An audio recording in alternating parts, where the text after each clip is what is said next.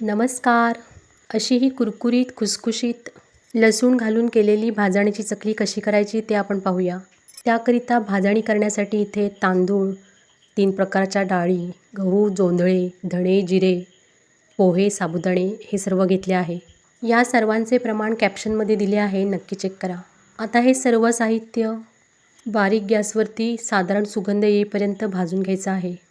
या चकली संबंधीचा मोठा व्हिडिओ पाहायचा असेल तर यूट्यूबवर पोस्ट केला आहे, नक्की चेक करा. आणि रेसिपी आवडली तर रेसिपीला एक लाईक करा आणि चॅनलवर नवीन असाल तर चॅनेलला सबस्क्राईब करायला अजिबात विसरू नका. आता हे डाळ, तांदूळ सर्व व्यवस्थित असे भाजून घेतल्यानंतर याची घरघंटीवरून बारीक असं दळून आणायचं आहे. आता चकली करण्यासाठी इथे मी 25 ते 30 लसूण पाकळ्या घेतल्या आहेत. या लसूण पाकळ्या मिक्सरच्या भांड्यामध्ये घालायच्या आहेत आणि बारीक गंधासारख्या वाटून घ्यायच्या आहेत. आता ही लसणाची पेस्ट आहे, त्यामध्ये थोडेसे पाणी घालून गाळणीने गाळून घ्यायचा आहे. आणि हा वरती जो चोथा उरतो तो टाकून न देता आमटी भाजीमध्ये आपण वापरू शकतो.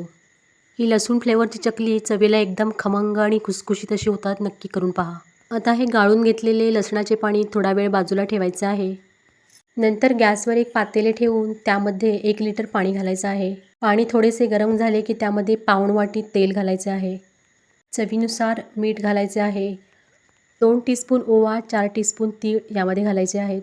तिळाचे आणि ओव्याचे प्रमाण तुम्ही तुमच्या आवडीनुसार कमी किंवा जास्त करू शकता. आता यामध्ये गाळून घेतलेले लसणीचे पाणीसुद्धा घालायचे आहे. नंतर यामध्ये पाऊण वाटी तिखट किंवा आवडीनुसार तुम्ही तिखट घालू शकता. चकलीमध्ये हळद घालू नका, त्यामुळे चकली काळी पडतात. आता हे सर्व साहित्य एकत्र मिक्स करून उकळी आल्यानंतर गॅस बंद करायचा आहे आणि नंतर त्यामध्ये 1 किलो भाजणीचे पीठ घालायचे आहे. व्यवस्थित मिक्स करून गार होईपर्यंत ठेवून द्यायचे आहे. गार झाल्यानंतर परातीमध्ये काढून व्यवस्थित असे पीठ हे मळून घ्यायचं आहे. पिठाला पाण्याचा हात लावून थोडे थोडे करून घट्ट आणि चिकट पीठ असे मळून घ्यायचं आहे आणि चकलीच्या साच्यामध्ये घालून हे पीठ घालायचे आहे आणि त्याची चकली करून घ्यायची आहेत. सुरुवातीला 1 ते 1.5 मिनिट हाय फ्लेमवर, नंतर 3 ते 4 मिनिट लो मिडियम फ्लेमवर चकली छान अशी तळून घ्यायची आहेत. पहा, अशी ही कुरकुरीत आणि खुसखुशीत गार्लिक फ्लेवरची चकली तयार आहेत. या पावसाळ्यामध्ये अशी चकली तुम्हीसुद्धा करून पहा. रेसिपीला लाईक आणि चॅनलला सबस्क्राईब करा.